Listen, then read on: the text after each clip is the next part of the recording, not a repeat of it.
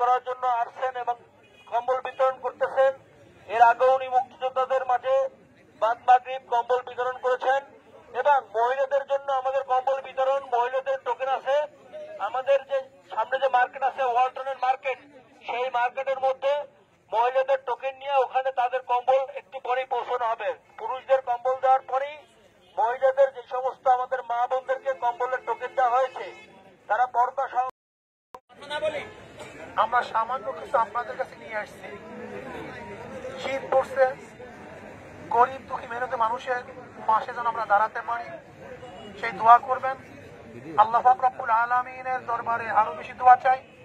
আল্লাহ পাক যেন গরিবদের খেদমত করার তৌফিক দান করেন এবং এই বাংলাদেশের প্রত্যেকটা গরিব মেহনতি মানুষ, মজদুর, কুলি, ঋষি, কামার, চামার সবাই যেন যেই তার মৌলিক অধিকার শিক্ষা, চিকিৎসা, বাসস্থান, বস্ত্র, অন্ন যেন আমরা পরিপূর্ণভাবে তাদের মৌলিক অধিকার করি, বাস্তবায়ন করতে পারি।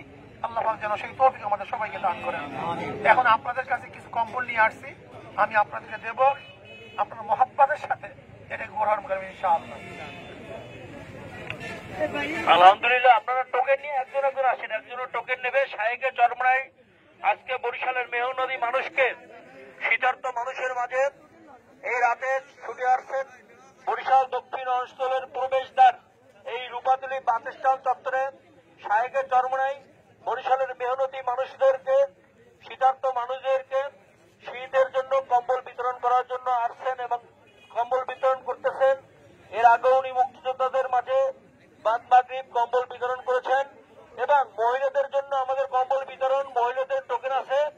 আমাদের যে সামনে যে মার্কেট আছে ওয়ালটনের মার্কেট, সেই মার্কেটের মধ্যে মহিলাদের টোকেন নিয়ে ওখানে তাদের কম্বল একটু পরেই পৌঁছানো হবে। পুরুষদের কম্বল দেওয়ার পরেই মহিলাদের যে সমস্ত আমাদের মা বোনদেরকে কম্বলের টোকেন দেওয়া হয়েছে তারা পর্দা সহকারে সেখানে উপস্থিত আছেন। তাদের টোকেন নিয়ে তাদের হাতে কম্বল পৌঁছানো হবে এবং এখানে বরিশালের মেহনতি মানুষের জন্য শায়েকে চরমরাই এই শীতের মধ্যে, এই রাতে, শীতের রাতে ছুটে এসেছেন কম্বল বিতরণের জন্য। বরিশালের দক্ষিণ অঞ্চলের প্রবেশদ্বার বরিশালের রূপাতলী বাস স্ট্যান্ড চত্বরে শায়েকে চরমরাই এখন বরিশালের মেহনতি মানুষের মাঝে কম্বল বিতরণ করতেছেন। এর আগে আজ বাদ মাগরিব বরিশালের মুক্তিযোদ্ধাদের মাঝে বরিশাল 25 নম্বর ওয়ার্ড ইসলামী আন্দোলনের কার্যালয় থেকে কম্বল বিতরণ করছেন, এখন এখান থেকে করতেছেন। ইনশাআল্লাহ ধারাবাহিকভাবে বরিশালের শীতার্ত মানুষের মাঝে আমাদের এই কম্বল বিতরণ চলবে ইনশাআল্লাহ। আর পুরুষদের মাঝে কম্বল বিতরণের পরপরই মহিলাদের কাছে আমাদের নির্দিষ্ট লোক তাদের টোকেন নিবে এবং তাদের কাছে কম্বল পৌঁছে দেবে ইনশাআল্লাহ।